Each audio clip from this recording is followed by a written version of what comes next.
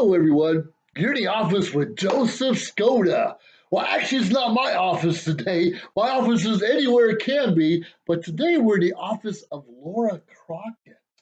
A friend of mine I actually know from Toastmasters. And it's funny because when we're involved with Toastmasters, we don't realize people have a life outside of Toastmasters.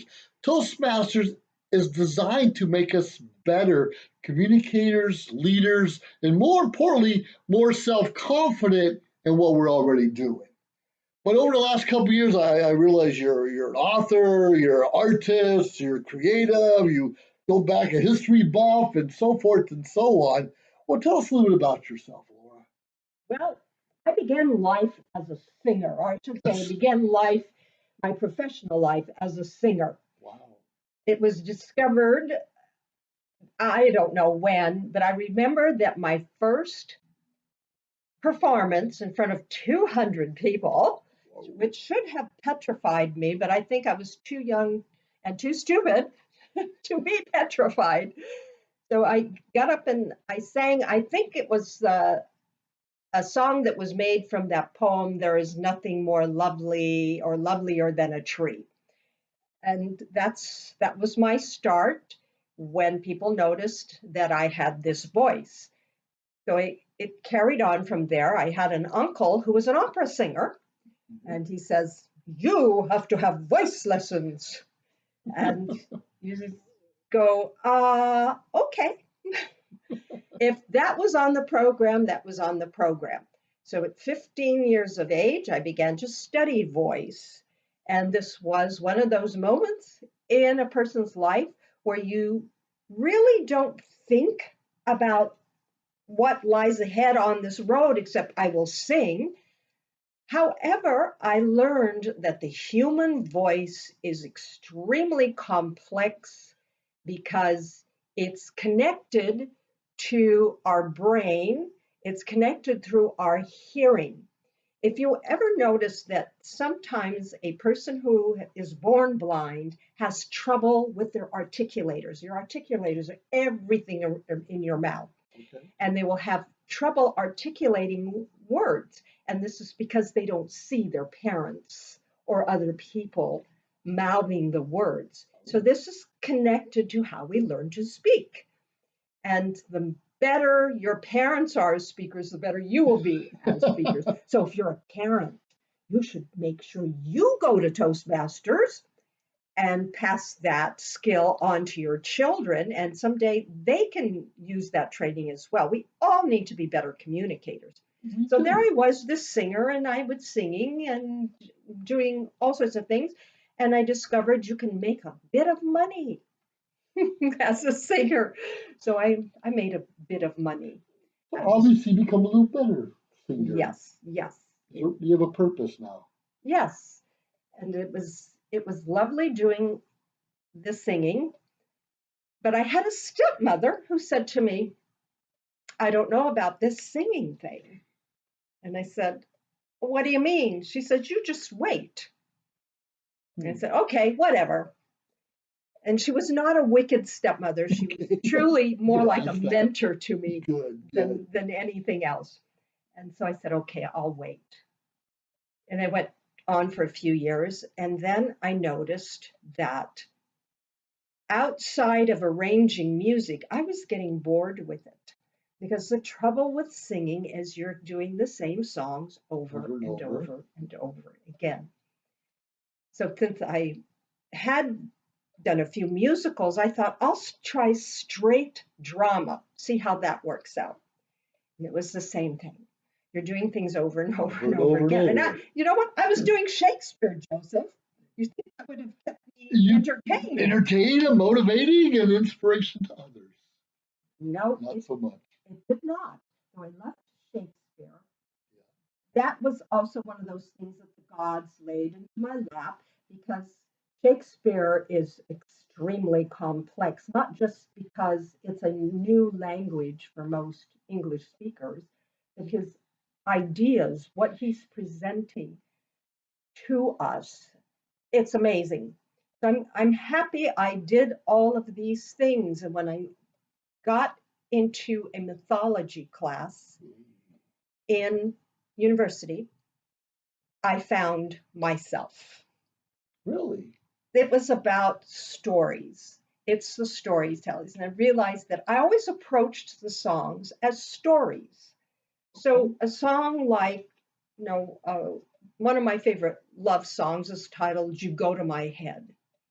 And the beautiful lyrics, beautiful melody. And you look at this, and the singer is a character in this song because he or she is imparting a story about this love affair. It's just not going to go anywhere. Even though, Do they ever? yeah, even though Yeah. you love the person dearly, madly, passionately, it's just not. So the poignancy was there, and I realized this is one of those transferable skills. Oh. You see, and the singing that I had done just migrated on over into the storytelling realm, just as easy can be, because I know how to use my voice. I know about pitch and volume and the energy and the articulation. So I started teaching these things in the American Academy of Dramatic Arts. And this got me into a whole realm of teaching. From there, I migrated again. The mythology got me into the history. Okay. And at that point, there was no turning back. I really found out who I was, this mythologist, historian, essentially a storyteller. Well, you kind of learned your art or passion for storytelling by accident, Yes, kind of in a way. yes, I know often we're like your stepmother challenge us or put us somewhere we don't want to be, or by accident nothing else was open to take and learn, yes. and somehow down the line we learned something and we fell in love with it.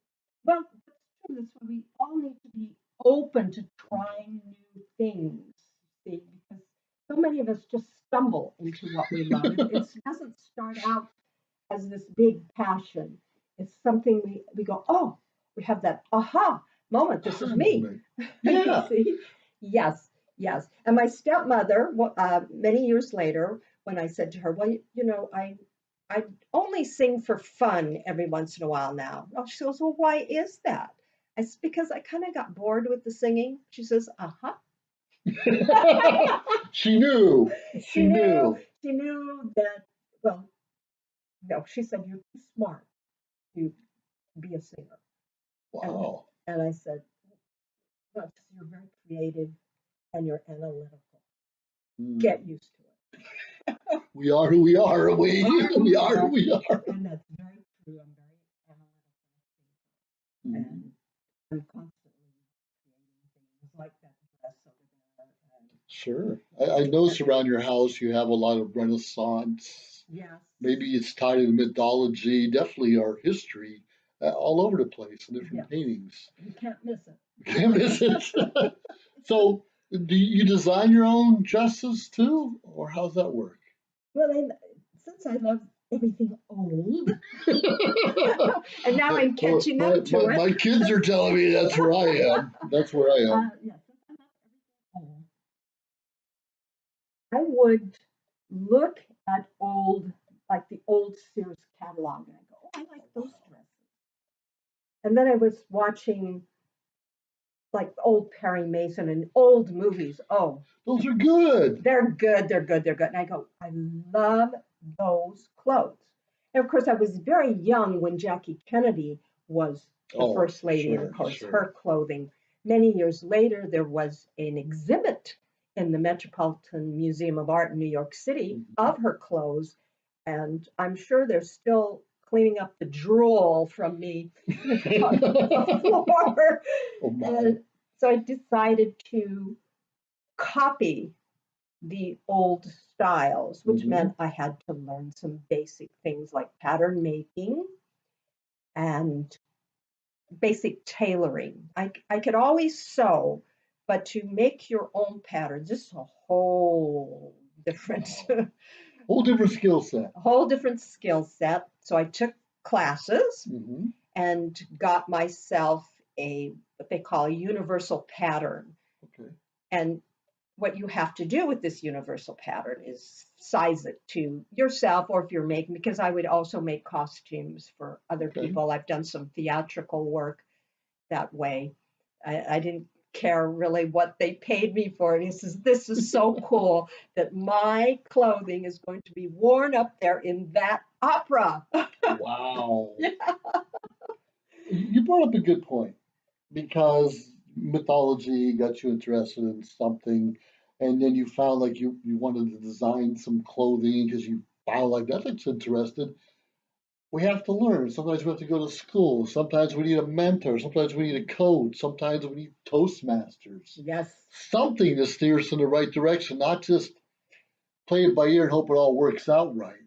So, Yes. how important was that to continuously learn? Because now you're a teacher yourself. So, how Yes. important is that to continuously learn something that you may already know?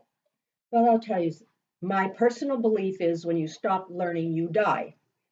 You may still be walking around on this earth, but But you're dead. you're Dead dead inside. inside. Yes, Sure, you want to sure. keep learning.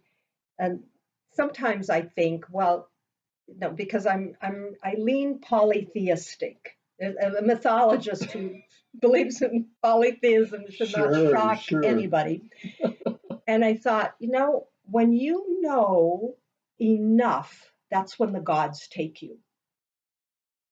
You have to be Good point. worthy of their company, which means you have to have Ooh. knowledge and be able to talk to them, even though you're still going to be like this little kid talking to this entity up here. The powers that be. Yes, Yeah. yes. So that's one reason why I think people need to keep learning, and it keeps renewing you too. And you keep having those aha moments. Yeah. I know when I was the district director in Toastmasters, working my way up the chain, I realized we have aha moment, and I constantly was recording people or encouraging them to share their wow factor. Mm. What is your wow factor? What's your aha moment? What did you figure it out all came together? But what are some of your aha wow factor moments in your life? Lately, I've been putting together a new project called Don't Do Dumb Stuff. And You're not studying me, are you? we all have those dumb moments. Don't do We all dumb do stuff. dumb stuff. Hopefully, as we grow more experienced, we stop doing so much dumb things, but we're still, Hopefully, we're hopefully. human beings on this Yes. planet, and we will continue to do dumb stuff. And this project is, I'm using mythology because I've gone beyond the stories of mythology, and I'm really even gone beyond the archetypes that people, especially psychologists, Jungian psychologists, use the archetypes in the mythology to talk about personalities of human beings. Sure. And now I've kind of gotten beyond that part of it. And I said, well, look at this one story, because I've studied many of these stories. I go over and over and over again. Mhm. So let's take the story of Medea and Jason and the Golden Fleece. Okay. I said, what do we really learn from this story? I say, well, we learn not to do dumb stuff because Jason is gullible. Sure. He believes his uncle when his uncle says, if you just go over to that kingdom over there and bring me that golden fleece, I will give you your father's throne. Really? Sounds simple, Yes. Well, but if you're an experienced person, you're going to run the other way because you know very well the uncle has no intention of giving up that throne once he's secured it. Plus, now he would like for you to die. And how do you die without him having to your throat? He sends you off to get something impossible. makes you kill yourself. Yeah. No one can definitely kill herself. Yeah. Yes, Wow. yes. So he takes 12 of his buddies, Mhm. and they go to it's Cocos, old Cocos, which is old Georgia, the country of Georgia. Okay. And the only reason Jason lives through this stupidity is because Medea falls in love with him. The one time it works. No, I definitely believe in love. And it's interesting. It takes an outside source, a third party, someone who don't care about this other stuff, just wants a relationship with us. That changes our mindset. It changes our mind. It changes our path, really. When somebody else who gets close to us comes on, it becomes a different story. Sure. Because Jason would have been dead, except Medea saved him. Yes. Well, there's someone for everyone out there. Yes, even though keep your mind open. Yes, she's referred to as a sorceress, and I just say no. You know what Medea was? She was a chemist. She would have given us a vaccine that works. Oh, where are the Medeas in the world? Where are they? I know, the sorceress. Yes. Yeah. That's crazy. And so I used story. I began to look at the stories very objectively. That's a stupid move that he's making there. Why do they call Jason a hero?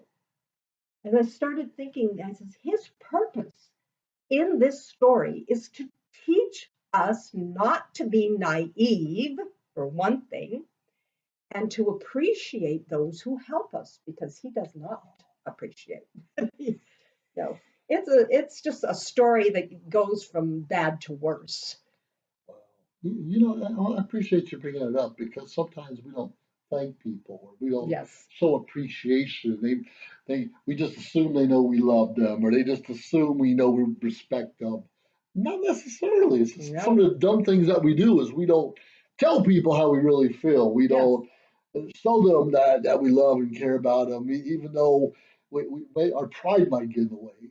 Like, I already knew that. I got this. It's no big deal. Yeah. But our pride sometimes gets in the way of us growing and learning. Yeah. Yes. Yeah. I know that one. Don't do well. Yeah. You have to be, able to show that you're vulnerable to people. Sure. Because we don't, people are very stalwart. I don't need anybody. That's right. I'm okay all by myself. No, that doesn't work. We're human beings and we need one another. Sure. If you think you don't need another human being, go out into the desert and try to live all on your own. See how far it gets you. I used to live in the desert, but I could never do it on my own. No, I can't, or the mountains, or the lake, or anywhere. We need someone to talk to, if nothing else, someone to complain to, just who will listen. Yeah, flick your ear every once in a while. Hey. Right. Well, one thing I noticed is we want someone to listen to us, but for them to stay around a long time, we also have to reciprocate and listen to them. And that's also a pride issue sometimes we forget. And that can get us a lot of trouble because, like you said, we need each other. We need each other, even in the mythology world or anything else out there. The myths are full of stories of people helping each other. That you see that they cannot do something without getting somebody else in on the project. And the story of Theseus is that way. And the story of Prometheus. Though Prometheus suffered for ages and ages for giving fire to humanity, eventually Hercules rescued him. We all need a Hercules in our life. We all need a Hercules in our life. I'm looking for him. Where is he? Well, I don't know. He's on the white horse out there somewhere. And yes. That is, so with these stories, I've really broadened my view of Shakespeare's admonition, you might say, from Hamlet, when he says to a disbeliever that Hamlet has not seen his father's ghost. He says to him, there are more things under heaven and earth than ever dreamt of in your philosophies. And that is, you might say it's my motto. I believe in it. And there are so many things we'll never see or experience. We don't know. They're mysteries. They're to us. mysteries, but most of us aren't even open to learn those mysteries or see beyond the end of our nose or Yeah, the end of the yard. And there's something spectacular all around. yeah. Good, the bad, the ugly. We should be aware that it's there There and how we is. deal with It's it. your surroundings. Yes, Hmm. right. Well, great. Well, Laura, if people want to learn more about your works, how do they find you? Well, I'm on Amazon, but they can also just go to my website, lauracrockett.com, Hmm. and look up my books on there. I have a YouTube channel, Laura Crockett. You can just Google that. Also, a Vimeo channel called Storyteller. All You right. can see my stories on those channels. I have a reissue of an old book coming out in the beginning, probably about February, and it's called The Joy of Public Speaking. It's a technical book Ooh. on speech. So have this little manual and go to Toastmasters, and you will advance with these two tools at your hands. And then, of course, I'm going to um, do that proposal that we've been working on. Right. We have a special project we're working on, and we're going to let you know Mhm. about that in the near future. But go Toastmasters! That's right. Toastmasters Yes, rock! well, we want to Yeah, give back. yeah. Toastmasters helped me develop a skill many years ago that I did not have. And this is how I got into Toastmasters because I got all bothered about it when I was asked to do a presentation at Princeton University. Me, I said, whoa, wait. Yep. And so I said, I called my mother because I was living back east, and I said, Mom, no, I'm stumped. I This is something I don't know how to do. He Sure. says, just go to Toastmasters. Like the easiest answer in the world because it is the easiest answer in the world. It's such a small investment Yes, for what we got out of it, and what we're yes. still getting out of it. Oh, that's why I will always be a member of Toastmasters. Whether I go to a lot of meetings or not, it doesn't matter. I Mhm. just always want to support it Sure. because they supported me. They helped me with that skill, and it took them 6 months to straighten me out and It get takes them me. a lot Yeah, longer for me, but yeah, I'm getting there. What I've noticed how we continuously grow in that particular yeah, organization, Toastmasters, when we learn to give back. When we learn how to take that skill set and use it in books or hmm, videos or writing or whatever else we're studying, when we're mentoring and coaching other yes, people. And people, as we grow, people kind of tug on your pant leg or your shirt and say, "Can you help me?" And I find out to be the biggest ego boost in a way because wow, somebody notices that I'm learning, that I'm growing, that I'm developing, which never happened before. uh, Not in a good way. well, that's that's the linchpin of Toastmasters, as Jim always says, you're never alone, You're never alone. and you're not. I'm always there mentoring people. I think that is my role now as an elder in Toastmasters is to help younger people Yeah, grow into themselves go with into themselves. communication skills. Yes. And even outside the club, of course, of the organization, where when people come to you as an artist or something else, Yes. like, can you teach me? And when you say, well, I've developed that self confidence, and here's what I've learned, and here's where I grew. And when you're ready, let's talk. Yeah. And I work with people on a regular basis like that. Yeah. And the ones who are stubborn and got that big ego take a longer time to get to where they need to be, rather than just sit back, be open, Mhm. listen, observe, ask questions. Right. Ask questions. So lauracrockett.com or on Vimeo or YouTube and Amazon with your books and all over the place. Wow, that's amazing. You have a whole repertoire. Well, I've been around a while. So, But when you become a real elder, then you have more to share that way, huh? yes, it's, when everybody gets to be my age, I'll look back and go, wow, I did a lot of stuff. Yep. I hope it's positive. And, Yeah. what was that book you're working on? Don't do stupid stuff. Yes, don't do stupid stuff. Is How many chapters are you gonna write in well, there? sometimes I think this will never end. But therefore, the gods can't take you because you're still learning. Yes, that's right. That's I love right. that. I love that. Yeah, it's a fun book because I do approach it in a fun way. I'm not a religious preacher. Mhm. I'm the old grandma who wants to tell the kids stories that they can laugh at and then go, "Oh, but you're not going to do that stuff, are you?" No, Grandma. No. Whatever. We were just talking earlier about how little boys like to put their fingers in outlets in the wall, and even though they do it with one hand, maybe the next day they'll do it with the other hand or other finger. It might get a different result. And regardless of how many shocks you get, we are who we are. Yes. And boys and girls, we're made differently, and that's a good thing because if we're all made the same, the world will be in a lot of trouble. The world's already in trouble. So let's go back to what we are best at and continue to work at those skills. Yeah. Beautiful.